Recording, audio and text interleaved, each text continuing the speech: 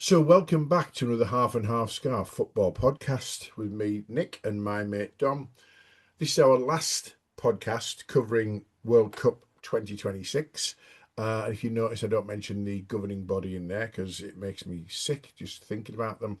And it does the same for Dom. But we've reviewed the World Cup right the way through from episode 52, which is the group stages, right the way through each round with our observations. And we finally are dealing with the World Cup final, which, as we record this on Monday, the 20th, on the evening, the first time we could get together to do this was last night. But we're also going to do an overall tournament review, what we think about it, and we're going to touch on the laughingly called bronze final as a starting point because that kicked off the fabulous weekend of entertainment that we've all just experienced. So I'll put a note on for those who are watching it, but I'll say it out loud for those who are listening. Make sure you have no kids watching or listening because I do think there might be a few parental controls on this one. These are just observations of Dom and I. We're very experienced match-going fans, men of a certain age. So please calm down, get off your high horse. We've had a few interactions with people today, mourning that we were negative about the bronze final and all that kind of stuff. Football's about opinions. We have opinions. You have opinions. We're just going to share some with you. Doesn't make us bad people. Doesn't make us negative. We just think, thank God, in some respects, that the World Cup in America, in particular, is over. Is that a fair assessment, Dom? Absolutely, mate. Completely. Yeah. I've um I've been quite vocal about the fact that I've not enjoyed this World Cup at all. Like Mm. as you know, as the listeners will probably see, I've every round we've got to, I've been living in the hope that I'll finally get into it. And it just never happened for me. I've I didn't even watch the final last night. I was away for the weekend, so we were back late. So by the time we got home, we were already at half time. I clicked on your message and you were just saying what an unbelievably boring final it was. And I was just did a quick summary and looked around and everyone was saying the same thing. And then I was busy doing stuff and I thought, you know what? I'm really not bothered. I will just catch all the key bits and the talking points and what Mm. people's opinions are tomorrow, which I've done. And I'm glad because I really didn't miss anything. And that's the tragedy of the final, I think. We'll come to that. But as we record this tonight, we've had some really tragic news in the football world, and both you and I'd like to pay tribute. It was announced today that Kevin Keegan has sadly passed away. Um, you don't have to be a Newcastle fan, Southampton fan, Hamburg fan, um, Liverpool fan to appreciate that Kevin Keegan, for those of a certain age, was an icon of English football, German football, Ballon d'Or winner, European Cup winner. Was he European Cup winner? Yeah, he was, wasn't He was. he? He was with Liverpool. Yeah. And just a sensational man in terms of wore his heart on his sleeve. Not a great, I don't think he was ever a great manager. He was a great manager for Newcastle when they were everyone's favourite second team. Well, Yeah. most people, not mine as a Borough fan. But the great entertainers, and he probably over promoted with the England job, and he resigned in the toilets at the old Wembley, which is a bit of a strange way of doing it. But he went on to have another career in management with Man City and people like that. It's just sad. He's 75, and you look at it and go, is that an age these days? I know he's been ill for a while. Just Kevin Keegan, hats off. Thanks for the memory. Superstars where he came off his bike. Yeah. Everything about Kevin Keegan suggests late 70s, well, mid 70s to mid 80s as a footballer, and then 80s through to the early 2000s as a manager. And he was just omnipresent in my footballing growing up, really. And me, mate. To me, he was an absolute superstar. Mm, I'm a bit younger than you, and he was he was one of those that was up there. He was just an absolute hero. I loved mm, him as a player. Strangely, he was never one of my favourite players, but mm.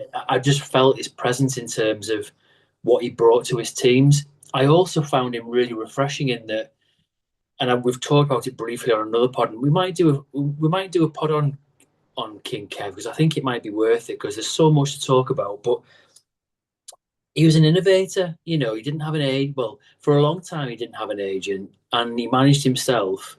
And just some of the things that he did, he was quite creative. When he went to Newcastle, part of his contract was he negotiated a percentage of the gate receipts. I mean, you Oh, know, just unbelievable. And he was a trailblazer in terms of being one of the one of these people who started to seriously make money in football. When he left Mm. Liverpool, even though he was on a decent wage, he left because he wanted to try something new, but he also left because it gave him the freedom to actually control what he wanted to do in terms of Yeah. financial stability.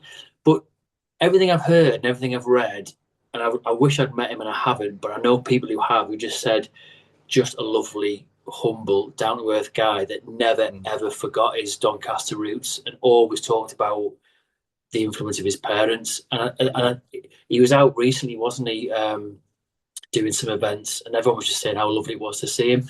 I'm Yeah. absolutely saddened. I mean, 75, wow, just a great guy, a great player. Just anyone who doesn't really know about his back catalogue, just go back and have a look at what he was. He was how people love him at Newcastle. People actually sometimes forget just how revered he was and still is at Anfield. Those Yeah. 6 years he was at Liverpool, he Mm. endeared himself to the fans probably within the first 10 minutes of his first game. Just a brilliant player. He Brilliant. was. So, R.I.P. Kevin Keegan. Our thoughts go out to his family and friends, and yeah, a definite one-off. So, yeah, sad news as we record, but we thought we'd raise a glass literally to him and say, Literally red glass. thanks, And I thanks for think the memories. we will do a pod to King Kev. I think there's lots to talk about his career. Fascinating There career. is. So we'll do that in the future if people are Excellent. interested in listening to that. But So, so let's focus on the job in hand, mate, and the World mm, Cup 26. okay. Well, first thing is, let's say headline news. I'm glad it's done. 104 games, an absolute marathon. I've watched every game or every highlight of every game right throughout, including when I was on holiday at the start on the group phases, BBC's 8 minute catch ups. So I feel like I've been through the ringer. But the one game I didn't watch live that England were in, and we're going to give this very little airtime, was the laughingly called bronze final. One of the reasons we're going to give it no airtime particularly is because predictably we said it's like a end of season or pre-season friendly or a testimonial match. England made 7 changes. France made 5. They kept Rabiot in, so that's why England were always going to win, because Rabiot's shit, as you know if you've been watching or listening. Apparently it was a great game. It ended obviously 6-4. That scoreline alone shows everything that you need to know about that particular game. People have been spaffing on about, a hat trick from Saka, and where was he on the game against Argentina? Oh my God, it's not the same game. And Bellingham's fantastic goal at the end. You're not telling me the French wouldn't have tackled him if it was something riding on it. They're all smiling, they're all laughing. The bit that got me is I don't think the stats should count for things like the Golden Boot. Now, I'm glad Messi didn't win the Golden Boot because I'm sick of seeing him at the moment, and I'm glad that Mbappe did win it. But it feels tainted that he came on at half time and banged a few in and got the Golden Boot. I don't know about you. I think the whole thing's just a complete nonsense. Bronze final, complete nonsense. Shouldn't count for anything. When you lose a semi final, you just want to go home. Can I just say before you respond? I had a guy today saying to me that I'm a disgrace because it's the best we've ever been since 1966, finishing third, and those players will cherish their medals. My response to him was, I can guarantee right now, a day and a half later, most of those players won't even know where those medals are and will never see the light of day again. It's a shit match. It means nothing. And that's all I want to say about it. I agree. I couldn't agree more. I mean, there's probably people still paying stupid money to watch that game. I mean, the fact that Ah, it's now called a bronze final, we've been through that. That's laughable in itself. It's a yeah, third place playoff. No one ever wants to play in it. No one's remotely interested in it. The players weren't that interested in it. The fact that it was 6-4 tells you how open it was. Randomly, I told you off air, I was away this weekend, just happened to get back to our hotel, wasn't planning on watching it, suddenly saw that it was 4-0 at half time. I was literally knackered. We've been running around all day. And I honestly just lay down on the bed. My wife was plugged in watching something on her phone. And I thought, right, I'll literally just fall asleep watching the second half. Literally got through at the end and switched it off. But the only reason I watched it is because I was mildly curious just how open it was. France banged a couple in quite quickly. But I'm telling you, everyone who was watching it, it was so open. I mean, Bellingham's goal, for example, was such a lovely goal, but you're telling me if that was in the semi-final or final, the fans wouldn't have been a little bit extra on it to try and close Mm. him down? Of course they would.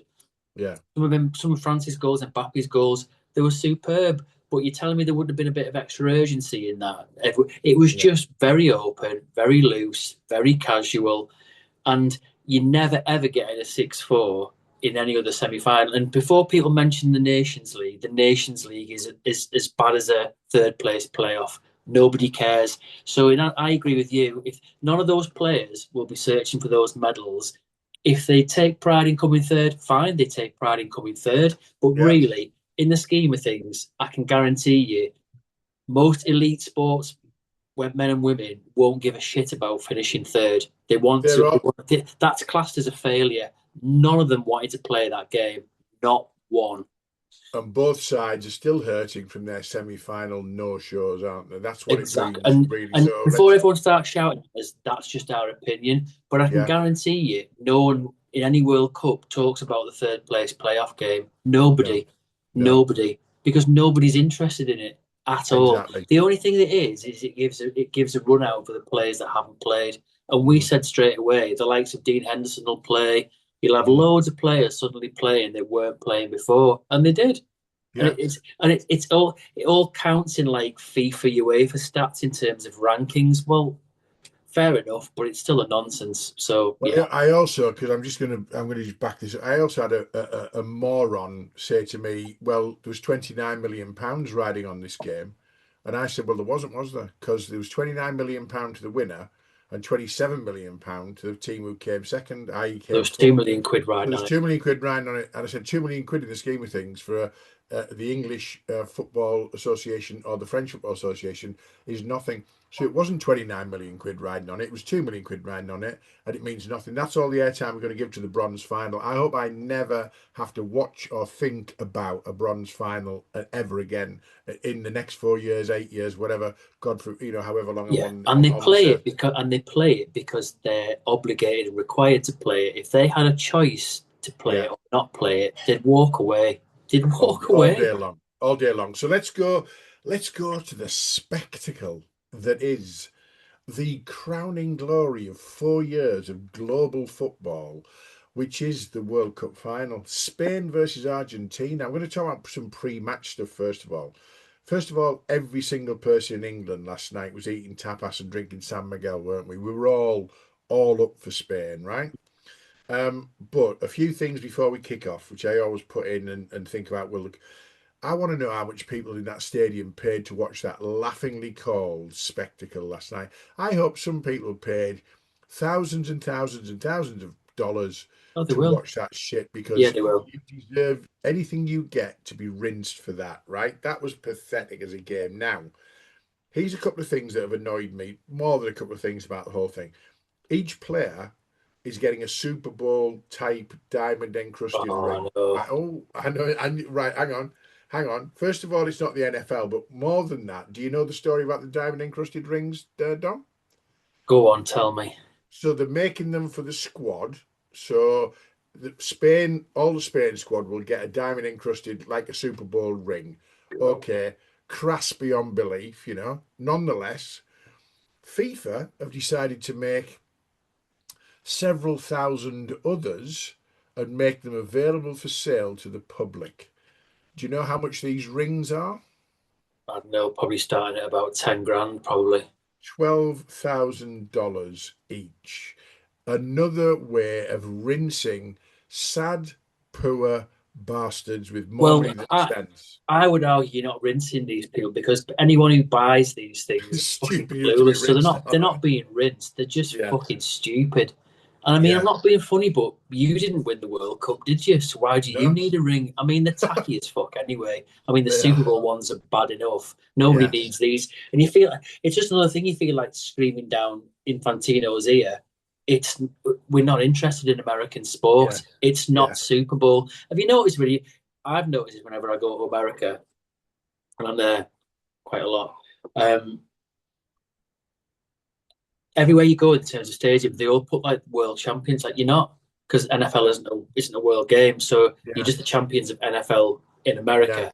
You're not world World Series baseball, but you're not allowed yeah, to play unless you're a full yeah. American. It's actually not the world, is it? It's just your own little ridiculous, Yeah, yeah. nauseating sport bubble which you're in, Right. which isn't about sport. It's about There's entertainment. more. We're gonna have to be quick on this episode because I've Go got a on, list of mine sorry, all mate. right. So there's no, that's fine, mate. That's fine.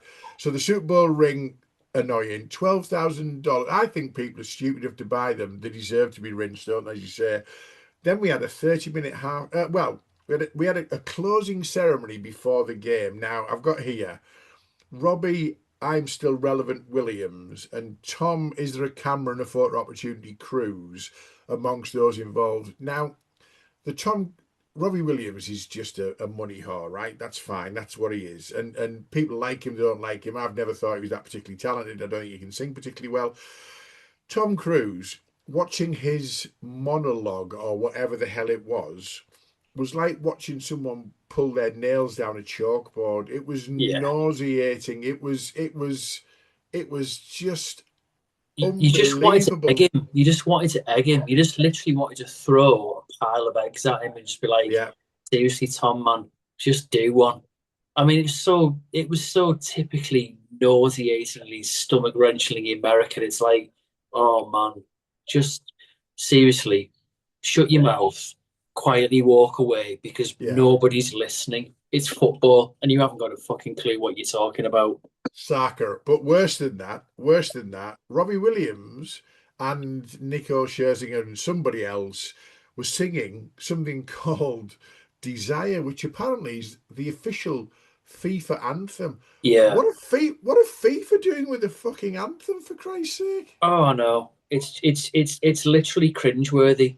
Sung in America by a country that's literally bombing one of the opponents that it was facing in the World Cup. It's just like, Yeah.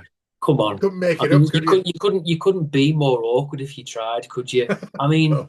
yeah, I mean, they are just beyond tacky. It's like they genuinely think that people want this shit, and it's like they absolutely don't. And I'll say it again, for all the people that paid the exorbitant sums to be at these matches and the final, you should be ashamed of yourselves. Now, Yeah. fine, if you're rich enough and it literally means nothing to you, Yeah. and it's literally like pocket change to you, well, fine. But I'm still ashamed of you. For those who've remortgaged the house or used all their savings, shame on you. You Yeah. should be making a stand and standing up to these dickheads because literally, if they get their way, they will do this Every everywhere, time. Yeah. everywhere. And it should be an alarm call to everyone because they're getting away with it because it's America. You Yeah. know, it didn't really happen in Mexico. The games in Mexico were really good. Didn't really Mhm. happen much in Canada, though. I think everyone's genuinely forgotten that Canada were even involved. Yeah. Um, but they want to do this everywhere else. And Infantino, being who he is and having lost the plot like he is, we should be seriously worried because if people allow him to do this, and he'll just claim, well, it's not on me. Well, it is on you because you're the one who's forcing it down people's throats. Yeah. And I really hope that there's some level of sanity and normality when he returns to Spain and Morocco in 4 years' time. Because if it doesn't, it just shows how far the game is spiraling out of control. Well, we did an episode. We've been going, for those who are not sure, this is episode 58, so we've been going up just over a year. And we did episode, I think, episode 2 or 3 on the Americanization of football right the way back up just about a year ago. And we were worried about all of this, weren't we? And it's Yeah, all come to pass. And it's really, really destroying what football's about. It's making it unaffordable, but it's also making it non-entertaining. I'll be honest, I'm not a good judge on this, right? Because and I know Liv, your daughters are into theatre. I can't stand musical theatre. yeah, I can't stand the hotel entertainment when you go abroad and there's some local dancer doing flamenco. I couldn't give a shit. I don't like the Royal Variety Show. None of that shit. I go to football matches to watch football, meet up with my mates, half time, go for a pee, maybe grab a pint if there's not a big queue, come back and watch the game. I don't want all this shit. And here's the thing: I'm not alone because today that pre-game closing ceremony, we haven't even touched on the half-time show yet, was roundly slated by everybody. So Tom Cruise, just appalling. Right. I mean, it's just wrong, isn't it? Oh, it is. I think we're going to. Well, you've done what I normally do. We segue into the half-time show. I was Not yet. We got the not first yet, half to. We got not the yet, first half to go, but that won't not take yet. long. I'll save it for later. Then go on. Let's get into the first half first, mate. Come on. First half, Yamal should have scored on 4 minutes. McAllister should have got a yellow card on 14 minutes for a tackle on Olmo. Messi touched the ball in anger on the 15th minute. And I've put here jokingly the first quarter up to the hydration break, dull, dull, dull. Yamin Lamal looked up for it. He was a handful. Spain are playing with their own ball. And then we got to half time. The whole thing was just shit. I put really poor first half. Argentina not involved. Argentina not bothered. They weren't as dirty as they were against England. They were just not bothered at all.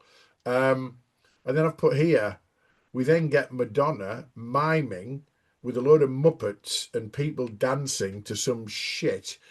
And sadly, brought on Madonna in a golf cart by R9 Ronaldo and Ronaldinho. Seriously, guys, legends of the game, what the fuck are you doing? They look like, honestly, the pair of them just look like a right pair of fucking idiots. It's like, seriously, have you not got enough money between the two of you? I mean, I look at some of these people involved, whether they're ex-footballers or people from the entertainment world, and you're like, have you not got enough? Yeah, Seriously, have you not got enough already? So for people yeah. like Madonna, who probably doesn't give two shits, she's American, she doesn't care. But for ex-footballers, it's like, oh, shame on you, honest to God, two of the best players to ever grace the game, and you're literally walking on like a pair of geriatrics from Yeah. you literally pulled out of an old people's home. It's Well, I don't pair even of know them. what they're wearing. R9 looked like he'd pissed himself. Looked like he wearing like Yeah, old man's clothes in the yeah, nursing yeah, home where he smelt the pee. yeah, yeah. They did. That's how bad it looked. Then you've got Justin Bieber. It's just like, well, genuinely, who cares? Well, And here's the thing about Justin Bieber. I don't know anything about Justin Bieber's back catalogue at all, right? But if you've got an upbeat halftime show with dance, oh God, I hate people watching choreographed dancing, fucking shite. So all this stuff going on, and Justin Bieber comes out and sings the most boring ballad ever, and just talk about kill any momentum, which there wasn't anywhere. It was just appalling, the whole thing. But the bit that everyone's seen this today, right now, before I get into Wayne Rooney, um, what do they call her? Gabby Logan in the studio yeah, was buzzing. Oh, it's such a privilege to be in this stadium to see that halftime show. Unbelievable, just brilliant, superb. I can't believe what an which I'm honor. really shocked at, by the way, because I I actually am. thought she'd be quite professional and just. I didn't think she'd be so gushing over it. It's like, oh, for God's sake, please. Maybe she did like it. Maybe she did like it. Then she turns to Micah Richards and said, "So what did you like, Mike?" And he was like, "Oh my God, Shakira and some bugger else. I don't know even." And then the highlight of the banality of the whole thing, Joe Hart.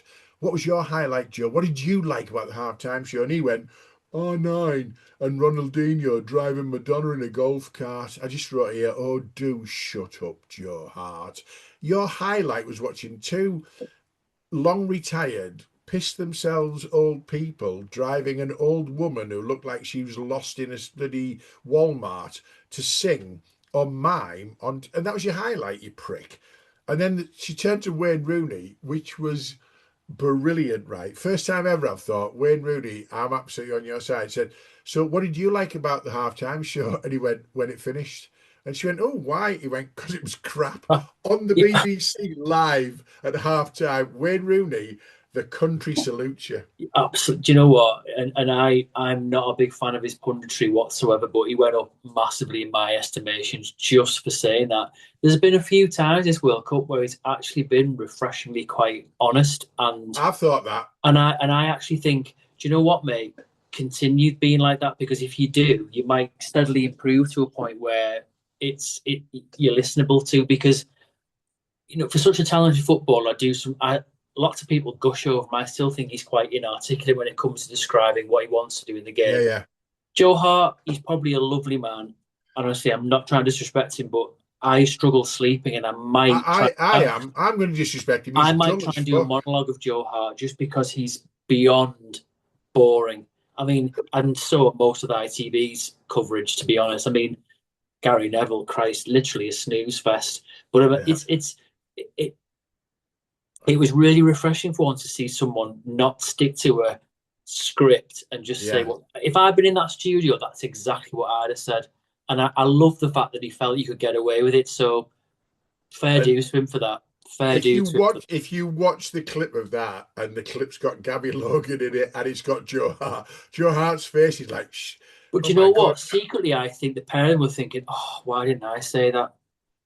Because I Oh bet no, they were, I bet they were, Joe Hart loved Ronaldinho and R9 driving Madonna in a golf cart. Jesus Apparently, Christ. that's a highlight The of pair that anything. walked out looking like they were wearing a pair of nappies. It's like, it was so embarrassing. It's like, Awful. come on. Honestly, So do you really need to be led out in a pair of ridiculously shaped shell suits, holding hands with Madonna, no. just to smile like a grinning idiot at half time in a World Cup final? Honest to God. So that's all we're going to give the halftime show. It was 27 minutes 42 seconds from when the players left to when the ball was kicked off for the second half.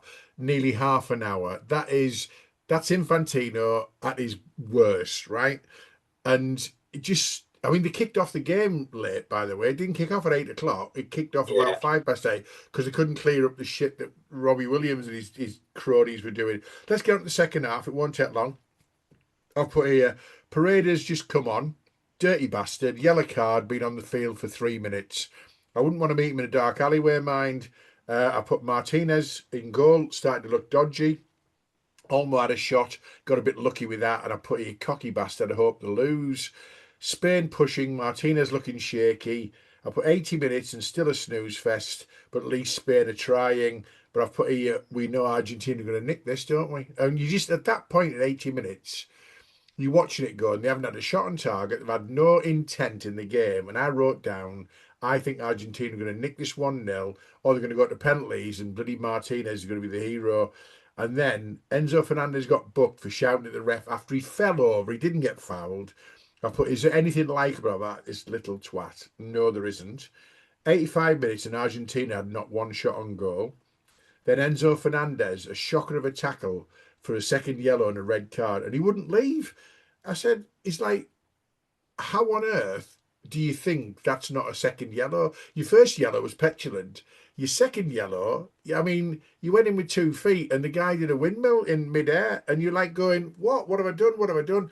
I hate that guy, and I hope if he stays in the Premier League, when he comes to your place at Everton, mate, Yeah. you're gonna give him pelters on my Yeah, behalf. I'm 4 rows in, and and he was absolutely shite last season. I mean, he literally didn't do. I mean, we battered him at our place, and he Yeah, was gutless. Didn't do anything. Literally down tools. He looked lost the whole game. I've said yeah, before, and I said it in the last pod. He's got a semi-decent long range shot on him. Apart from that, he yeah, is shite. yeah, He offers nothing to the team. He thinks he's a worldie. His attitude is horrible. And the things he said about English people, he's going to get absolute pelters yeah, everywhere he goes. And you know what? I hope he does. Plus, he plays for Chelsea. So, I no, mean, good God, it couldn't get any worse for him, could it? I mean, do you know what?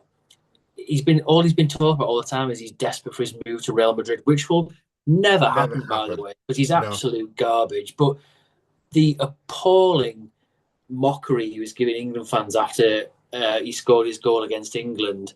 It's like everything. What goes around comes around, Enzo. yeah, Everyone knows you're a dickhead. Nobody likes you. You're a classless tit, and he always paid the price. And he paid the price, and it's the same for M. Martinez. Everyone's going, "Oh, look at him crying at the end." Good, good, because yeah, last time when he won, he was classless, doing his phallic symbol gestures oh and yeah, holding a yeah, picture of Mbappe. It's like, just have a bit of class, you yeah. fucking idiot. Was Enzo Fernandez? He was the guy who did the racist song in Argentina Yeah, and had to yeah, apologise. And then Chelsea made him captain, for Christ's sake. What's yeah, that about? yeah. And he honestly, he's just the guy's got no class whatsoever. I No, mean, he's literally brainless, and he's a really bad footballer as well. And and we were on it because we were quite complimentary in the last pod about the fact that actually, when England scored, Argentina suddenly decided to play football, which they are yeah, more than capable of doing. Did they do that in the World Cup final? No. No, They went no. back to doing what they've always done. So I've got no sympathy whatsoever. And for the guy out there, I don't even know what his name is, who decides to come on LinkedIn and everywhere else and just bombard England fans with Pickford's flask and literally taunting England fans. I wish I could find him somewhere just so I could post and just literally laugh incessantly at him as like, where are you today? Because I bet you're Yeah. hiding or in a darkened room somewhere crying your eyes Crying. out because you're all sore losers. You know, Yeah. all you've seen everywhere is, oh, how hard done to we are. Seriously, that's And let laughable. You've got away with murder this World Cup. And I you're a read seg. people on a Hang post on, saying, mate. Hang on, mate. As ever, you're a segue king, right? oh, Because yes, my next note is this: a perfectly good goal disallowed, a shocker by the ref, and not even checked by VAR. yeah, So Marino stood on, if he indeed stood on the toe of Tagliafico, and he just Tagliafico went down like he'd been shot. It was a perfectly good goal. I've put here Tagliafico, Simeone, and Paredes. What a set of twats. They shouldn't be on the pitch. Paredes and Simeone should have been sent off against England. yeah, Tagliafico spent the entire game rolling round, cheating, diving around. Martinez, in that movement where Spain scored the goal disallowed, didn't get touched at all in the melee of putting the ball in the back of the net, and then rolled around on the pitch to waste time for four yeah. or 5 minutes, knowing that a keeper can't go off. And I'm just thinking to myself, you're just a set of cheating bastards. Then I've just written down here, Ferran Torres. I've always liked him. After what I said about him in an earlier pod, saying that, It was yeah, almost like just had to be, wasn't it? Because superb. he's not a great player. He's not. No, He's got away. He's literally he must pinch himself every day of the week, thinking, "Christ, how am I getting away with this still?" But he he's managed a to score the legend. winner in a He's a World Cup legend final. now. He's a legend Yeah, now, isn't he? yeah, And I've got here. So Argentina badly done too. So they had a goal disallowed that shouldn't have been disallowed against them. Then they put 5 minutes of extra time, 5 minutes of extra time at the end of 15 minutes. So what they're saying is a third of that second half of extra time was non-football. So we have to give you another 5 minutes. There was never 5 minutes at the end, and they were desperate for Argentina to score, of course weren't they they? were. Of And course I've they just were. put here at the final whistle, all I want to say is just a disgrace. And, FIFA have got rules, regulations. They've already done the Malvinas thing in the semi final. Then that Paredes and somebody else have been punching, and they picked on the young Spanish kids, didn't they? Like 21-year-olds and the Yeah, young uns. You classless bullying but even bastards. but even things like Messi doing that, Cucurella literally put his hand to his mouth for Oh, 5 seconds and he's going to the ref, send him up. I mean, Mark Cucurella is annoying as they come, and to be fair, he's got a face you want to smack. But yeah. let's be honest here, that's petty from Messi. Oh, ref, come on, please send him off. It was like teacher. I He said know, something about me, hasn't I he? know. Yeah, I mean, absolute do you know topper. what? He's had a semi decent World Cup for someone who's 39.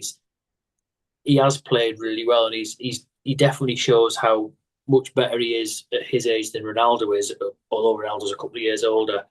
But I'll put it out there now, and I don't care if it sounds controversial or me, what.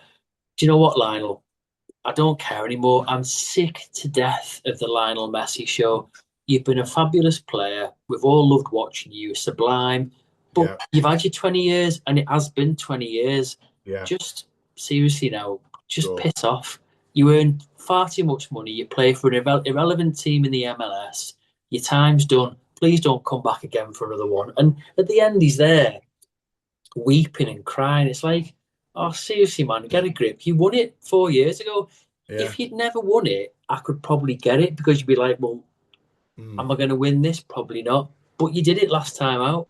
Yeah. And you can't tell me that you weren't absolutely shocking this tournament because they were. They got every They had the perfect decision. opportunity to play football and literally destroy their opponents playing football. Because as a Yeah. team, they were brilliant. I mean, I know England had faults and made them look better than they were, but they were incredible against England. And when they really needed to be, even against Egypt and other teams like that, even though a lot of things went their way, when they wanted to play football, they could, but they Yeah. deliberately chose not to for most of all the games. So, and the Argentinian press. aren't even giving him pelters. They're like, oh, they did really well. They fuck. They didn't. They, Here's the they, they thing, right? literally Last robbed the last game. They cheated last the night, game. mate, a bit like the England game, when they went behind, they suddenly started thinking about playing football, Yeah, and exactly. they had their first shot on target in a World Cup final on 117 minutes. You Which is how deserve to win embarrassing is nothing. that? You deserve Exactly. to win nothing for that, do you? Precisely, mate. Precisely. Got no sympathy for them. What they've personally for me, they've handled themselves appallingly this World Yeah, Cup. Their I think players have so. been embarrassing, making political statements. See, I said it in the last one, seriously, lads. Yeah, You're not clever enough to make political statements. So just you haven't even been clever enough to play football. So yeah. stay off the political statements. You're Mm, already too stupid and cliched as you are. So reel it back, be humble, have some respect, and go on and think. But none of them will do that. They'll just stand there whining. And the manager, he should be ashamed of himself. He's got nothing to complain about. It's like, but no. they're doing what you've told them to do. So Mm. seriously, where do you start? See, you're going to moan about this now. Should have played football then, shouldn't you? He moaned all day today about they were badly done to. I've never seen a team get more favourable traction and decisions in games across the tournament than Argentina. And you Absolutely. know what? We'll come on to your favourite man and my favourite man in a minute. They were desperate for him to. Infantino was desperate for Messi to win it again, wasn't he? Because Of course he was. from a global audience point of view, and we're delighted that Ferran Torres put the ball in the back of the net and they hung on in the end, and it was hanging on in the end to win. But let's get to the last piece of tomorrow, last piece of last night, before we get on to the tournament review. Okay, Infantino, right? He's wearing white trainers. They're so white. They're whiter than Jurgen Klopp's teeth when he came back from Yeah. Turkey, aren't they? Right. And I've put here, if I worked in hospitality at the MetLife Stadium, I'd have spilled gravy on them. I'd have spilled gravy on his trainers deliberately, or dropped some Yeah. red currant jelly or Yeah. something, or beetroot on those trainers. I've put, you're a grown up, for fuck's sake. What are you doing? Why are you wearing white trainers like that? You look like the dick that you are with your painted on eyebrows. I'm conscious that Infantino's one of your trigger words, mate. So, Um, what I mean, the white trainers, you've seen them, right? yeah, he was just trying to be he was just trying to be down with the kids, and it's like, Oh, you know what, you come across as an even bigger twat than you already are, mate. So yeah. seriously, I mean, do you know what the thing is? Nobody gives you shit, not even the Oh, players. Most of the players couldn't even look at him in the Donald. I mean, no. two of the most embarrassing individuals on the planet, and you just look at them and think, how on earth have you got to the standing that you have? I mean, this Yeah. is a guy who runs FIFA, who thinks he's some kind of world leader. He's Yeah. Yeah. desperate for attention. And do you know what? For someone who's, I've said this before, for someone who actually started off with actually quite the right mindset in terms of how football should run, he's Mm, European as well. And when he started off at UEFA and what he's become, he's just been, yeah. it's almost like Infantino's like, he's the Star Wars of football. He's the dark side. He's become Darth Vader and he's pure poison. If And if if you get called out for malpractice by Sepp Blatter, then you know that you've overstepped some fucking mark by a long way. If Sepp Blatter thinks that you've overstepped the mark, how bad do you have to be? Sepp Blatter yeah, is the standard yeah, bearer yeah. for that, and you're being called out by him. Jesus And you know Christ. what? The tragic thing is, mate, there'll be a lot of good people who work for FIFA, and FIFA will probably be doing a lot of really good things. Yeah, But the fact that even they, within their own organization, don't have the power to do anything about him, I've said this before in previous pods. He's deliberately orchestrated himself into such a way that he is literally he's untouchable.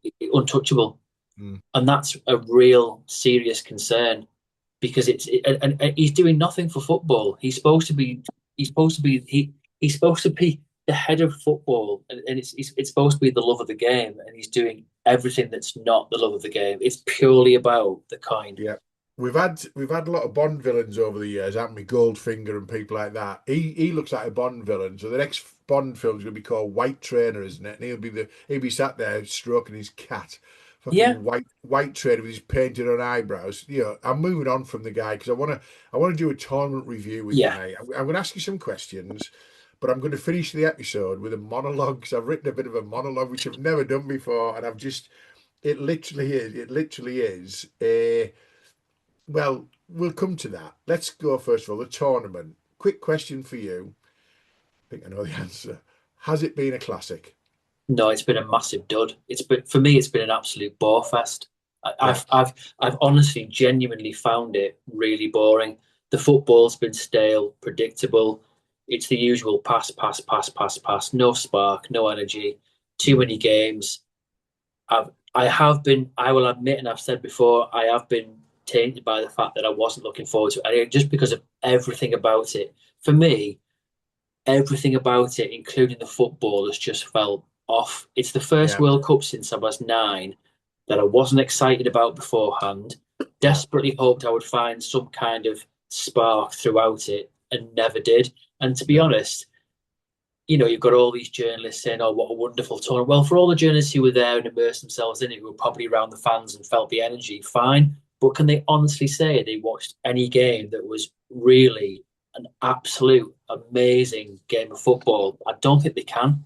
I'm going to come to that. I've got here the big players turned up in terms of the Golden Boot shootout. Yeah, Mbappe, Messi, Kane, Bellingham, Haaland, Yeah, Dembele. They all gave it their all for the Golden Boot. Although I've already said I don't think Mbappe's goals in the bronze final should count, but you know the top players who were expected to be at the top of the goal scoring charts turned up. So you can't knock that. I've said, but has it been enough? 48 teams. We've touched on this so many times. This is my mantra for the World Cup, this World Cup. 72 matches to lose 16 teams, and we'd have picked 13 of those before a ball was kicked. yeah. There's no point. I've put here the smell of corruption and interference, the disgrace of the Balogun affair, Argentina versus Egypt, the corruption involved in that and was and just the and the appalling. Croatia game where Jared Gillett, and as per usual, it's always UK VAR, deemed that the sensors in the ball had literally lightly scraped the hair of the Croatia player, making it offside. Yet the ball For never Ronaldo, changed trajectory once at all. I mean, talk about literally scraping the barrel of the yeah, nth yeah, degree just to give it yeah, to Portugal and Ronaldo. yeah. I've put here Appalling. fleecing fans consistently. I've got 11 people that referee a game now, apparently, which is a lot, isn't it? A lot of people that get involved. And then I've put here, and this isn't my monologue yet, I've put Gary Neville, Joe Hart, Micah Richards, Lee Dixon, Karen Carney, and any number of other below par pundits, presenters, and commentators. Emma Hayes on her kitchen tactics chalkboard. Just give us Satan Greavesy, Cluffy, George Best, Rodney Marsh, Big Ron Atkinson, and the likes. It has been dull as fuck on both channels because their presentation and punditry teams, and with the exception of Guy Mowbray, who I really like as a commentator, the commentators and the co-commentators have been just dull, just appalling. It's it's never taken off. There's not been anything, is there? No classic games and no No. lifelong memories and goals and moments. My moment of the World Cup was the second equaliser by Cape Verde against Argentina, where he bent it in, and because it was the nature of the fact that they were 1-0 up, then they were 2-1 down, and he thought that's them out of it, and they came back into it, but they still lost. And I put here, the Cape Verde moment, the Egypt Argentina 2-0 up by Egypt, and England in the Azteca. 104 games, and that's all I can think of. Yeah, there was just hardly any magic anymore, and I do think a lot of that is the fact that we were literally saturated with games, and Yeah, so many games that were just so boring and so irrelevant. And I know pundits are there to do whatever they do, and I've got nothing against who you are as a pundit, man or woman. But if you're going to be a pundit, offer something, please just stop saying the usual banal shit. All the stuff at pitch side, the pitch side bits at half time, going the pundits during the hydration breaks. Like, oh yeah, that was really insightful, wasn't it? We really needed to hear that. No. Fantastic. The best bit I've heard all tournament, and this was Alan Shearer on The Rest is Football, because he can say this when he's not on the BBC, when he was talking about the farce of the Egypt, Argentina, and the Croatia Portugal game, where he just said it's all absolute bollocks. And I thought, I wish they could say that on air, Yeah. because that's what people want to hear. Because it was, he said the whole thing's just a nonsense. It's bollocks. And it's Yeah. like, that's what you want to hear, but you can't. All they'll do is just keep going around this endless, nauseating boredom. It's like, we don't want to hear it. It's just, we're sick to death of it. We don't want to hear it. You know I why? don't hear it. You know why there was so many games that were so boring, because there were so many teams that were irrelevant in the tournament And that, who were and never yeah, going to be yeah, relevant. yeah, and before people jump on us again, we've said this right from the off. We've got nothing against any of these countries, nothing at all. But you have your chance in qualifying. That's Yeah. what qualifying is for. The World Cup itself, the final 4 to 5, 6 weeks, which it's now like 6, 7 bloody weeks, for crying out loud. It it's about getting to the elite end, and Yeah. people will say, well, it shouldn't be all be about the elite. Well, it isn't, because in the past, when it was 32, and before that, when it was 24, you always had some surprise teams cropping up in Yeah. there. And if You you did. if you're good enough, you can qualify. And it's Yeah. getting to the point now where you don't even have to really do that well to qualify. And if they make it a 64 team tournament, you might as well just abolish qualifying, because you'll literally be able to finish fourth in your group and still manage to How qualify somehow. how How is how do that? you How is how do that? you not qualify? How How do do you you not not qualify? qualify? Yeah, exactly. It's supposed to be the elite end. Yeah. And if you're doing everything right in the background as an organisation for your country, You'll get there. then you'll get there. Cape Verde is showing that. People are going, oh, but if you do your homework and read about it, Cape Verde have got a really good football structure. Just because they're a Mm. small island, Yeah. Iceland are the same. Yeah. So you've got to look at it in different ways. And for me, it's like, it's not about making it so that every country it's almost becoming like a kids' sports day. Oh, give them a chance. Come Yeah. on. Yeah. We all need to be in it now. We're all winners. No, we're not. It's No. sport. And here's the thing, right? Looking at what we said on a very early one, there were 7 places available to Middle East teams, and not one Middle East team made it through the group stage. Not one qualified from the group stages. Not one out of the 7, right? Even So though we for thought me, Morocco should have done, but they were poor in no, the no, game. no, for the Morocco, African, aren't they? But Oh, Middle sorry, go East, on. Yeah.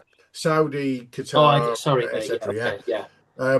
So my view there would be they get less qualification places next time because they've not deserved. You shouldn't just give them another 7 places and say, well, it's an elite sports thing, isn't it? You don't go, well, you were shit, so we'll give you another. We might give you 10 places next time. What would you do that for? We'll just get Well, more shit diluting the product. it's it devalues. It really does devalue uh, Yeah. qualification, and qualification is the best part of 2 years. So Mm. you- you're really making a mockery of having to spend 2 years qualifying. It Yeah. just gets easier and easier, and for all people say, well, we should be doing all this for these countries. Just flip this on its head.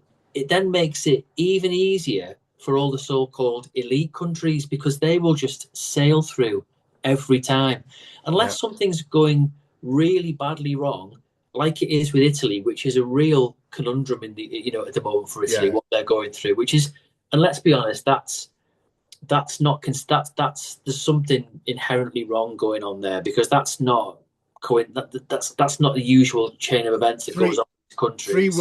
three World Cup qualification Yes, failures by Italy in a row is just is just unheard there's of. something Yeah. really off there. But generally, as a rule, if you're making it easier for other teams to qualify, then all the elite teams will just sail through and be Yeah. there. Whereas in the past, when you had a smaller pool at the elite end not the elite team, the elite end of the competition. So when it used to be 24 and then 32, etc.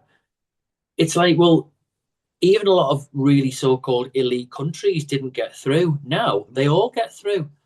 It's Well, very we had hard to for go one of them not to in qualify. '97. In '97, we had to go to Turin and get a draw to make sure England got into the World Cup in 1998, and Italy had to go in through the back door, I think, didn't they? Or did they Yeah. get knocked out at that point because there was only No, I think 24 they did. teams No, I available? think they did. And people forget that it's only been, I think it's only been since '98 that we have 32 teams. Yeah, Before yeah, that, it was 24. Now, I don't mind the 32 team format, but yeah. going from 32 to 48 and then 48 to what will, and we said it before, as sure It as eggs will. is eggs, we will go to 64. Yeah. It's killing football. You don't. Nobody wants to. Well, some people might say, "I love it. I want to see as much as I can." It's not. It's killing the game. The World Cup's now longer. It's now 5, 6 weeks. You've got more games to play, more group matches to play. Yeah. Round of 16, round of 32 before the round of 16. Players have got long enough seasons as it is. You just literally, it shouldn't be a 24/7 There's no spectacle. player welfare. There's no player welfare in No there. player welfare. But what You've I got am to look at looking all that. forward to, what I'm looking forward to most though in 4 years' time, is Haiti versus Uzbekistan at 11 o'clock on a Tuesday night, mate. I can't wait for Haiti versus Uzbekistan. With all due respect to both Haiti and Uzbekistan, have your own tournament. Have a B team World Cup tournament. 32 teams who are the next level down, and maybe give a couple of qualifying places to the next World Cup for that. Don't tarnish the World Cup with bringing your non-developed, underperforming FIFA money grabbing bloody conference people to the tournament because it just devalues it. And funny enough, this tournament is the first time in history that the top four world ranked FIFA rankings 1, 2, 3, 4 qualified for the semi final. Yeah, because we had an easy run because we were playing shite most of the way through. Yeah. Teams who shouldn't be there. So let's move on. I've got a monologue to do in a second, but here I've got here. What if anything stands out? It's been a very functional tournament at best, and I want the audience to watch, listen, comment on LinkedIn. Do you agree with us? Are we being grumpy bastards? Because I'm telling you now, I'm not even that excited about the domestic season starting in a few weeks' time. I'm a Middlesbrough season ticket holder, home and away. Dom's a season ticket holder at Middlesbrough and at Everton. I could be less underwhelmed or more underwhelmed if I tried, or if it's more, you get more underwhelmed. I could be less bothered, 4 weeks out from the championship kickoff than I am right now. And whose fault's that? The bloody World Cup. It's killed me. It's killed my interest in football right now at the moment. Do you agree with that, Dom? Are you Partly, footballed out? partly. No, I love a break. I love when the season finishes, and I Yeah, genuinely don't think about football until, and I don't even really. I'm not really interested in pre-season either. I don't really no, start thinking about it until I know my first game's coming up, and then I really get into it. If we manage to bag a player that I just think, oh, wasn't expecting that, I get excited about a player coming in the door, and all of a sudden I'm back in, and I struggle enough with a lot of the issues that go on with the Premier League. But yeah, I think when you've had a long slog in terms of World Cup, and let's face it, I'll be honest, I haven't put the legwork in terms of watching games as you have. I watched some of the highlights. I've really stood back this summer because I just wasn't into it and I wasn't as excited. And yeah. part of me's done that as well. Apart from all the other things that I'm in kind of protest about, some of it is deliberately because I'm thinking, I need to be enthused for the start of the season and be Mm, excited about football again. And I know when we yeah. come back and we start doing our pre-season review, we start talk, we will get excited. But for now, and my last thought on it is, and I never wanted it to be, and I think we briefly said, Mexico. I thought the games in Mexico were fabulous. The fans Yeah. were fabulous. The atmospheres were fabulous. Canada, I think you can almost forget that it was even in Canada. But America have just once again just ruined it because their idea of sport isn't what the rest of the world think about No. sport, and yet they're trying to thrust that down the throats of everyone. And they're doing their best to try and convince people that this is how sport should be played. And it's like, but they don't look at sport as in true sporting merit and sportsmanship and sporting No. competition. It's an entertainment spectacle for them, and that's not what football is.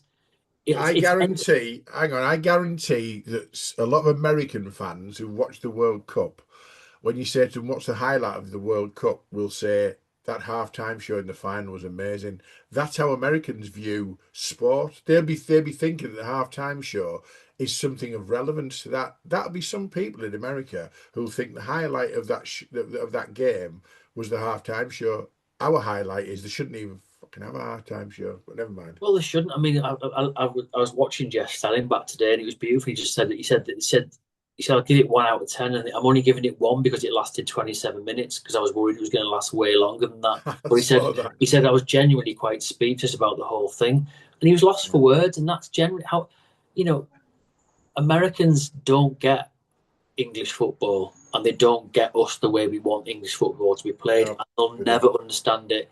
And I've said before, and we'll discuss it more and more as we go on. I'm more and more concerned at their footing in getting their foot into Influence. their influence in the English game, and it's Yeah. really concerning me. And I've even seen things already alarmingly like, well, we should just bid for this again in 2038, 2040 or whatever. Yeah, yeah, yeah. 2038, and you're like, oh wow, No. you know, and honestly,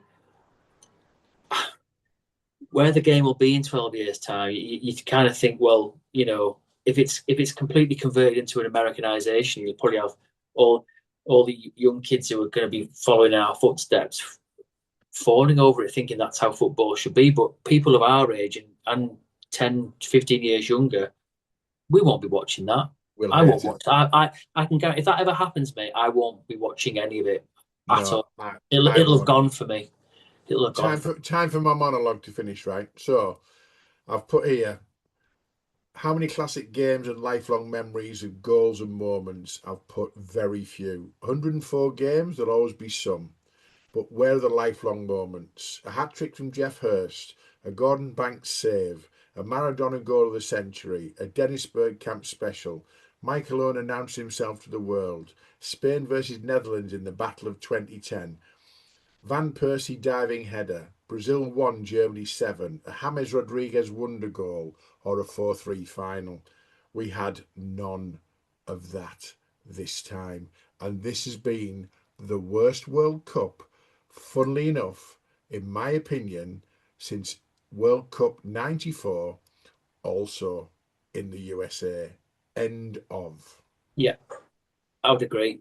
I would agree. I think the only thing that the 94 World Cup gave us was it was something slightly different, and it kind of felt like something could really good could happen in America on the back of the fact that it was only about 10 years since the NASL had Yeah, folded, and there was some promise in the NASL, and you kind of thought this could be something good, and there was a lot of energy over there, and the game was still played the right way and didn't have as much of the bollocks that's been in this tournament.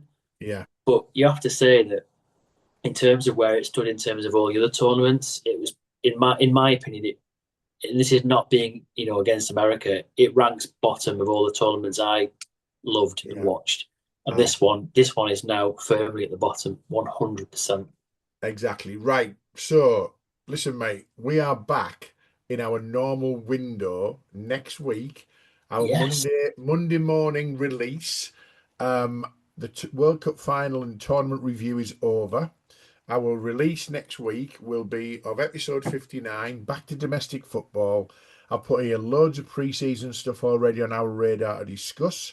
Don't forget to subscribe, like, comment, and share on all your favourite platforms. Check out our exclusive LinkedIn group, the Half and Half Scar Football Podcast on LinkedIn. You don't need to be a member, but we've got over 400 members now. And yeah, we can start talking about blood and guts and thunder and transfers and pre-season and merchandise and all sorts of stuff and get us excited. I've got 4 weeks to get my vibe back, mate. We'll And get you there, mate. We'll get each other there. We'll get our footballing mojo back, and there is lots to discuss. There's lots of interesting things going on in terms of what's going on in the Premier League and the Championship, and further down the pyramid, and signings and transfers and all kinds of other stuff. So we got yeah, some we got some guests to get on as well. We're some trying to brilliant guests. get that Yeah, sorted as well. So So yeah, keep watching, keep listening. Thanks for your support. That's the World Cup. We sound like a couple of curmudgeonly old bastards, but We do. it's Yeah. it's been a slog, and I'm glad it's over. And I woke up this morning, I was tired, and Sarah said to me, "We didn't sleep very well." And I said, "No, I think I've been tossing and turning because I was being angry at what shit was served up to me last night Yeah. on the World Cup final." So thankfully it's over. Let's get back to proper football, and we'll see you on episode 59, mate. Absolutely, looking forward to it. I've enjoyed doing these pods on the World Cup, but I do think we have sounded like a couple of grumpy old men, and I don't mind that because it's genuinely how we feel. And for all those who might have a counter argument, please feel free to comment. But that's just Yeah, how we feel, and I'm happy to feel like that because I've felt tremendously let down by every aspect of it. yeah. Uh, yeah, absolutely. So yeah, let's let's start the pre-season build up next week, mate, and get back onto domestic football. And we'll get a smile on our faces, hopefully. Excellent. See you then, mate. Cheers. Look after yourself. Cheers, mate, and you, mate. See you next time. Cheers.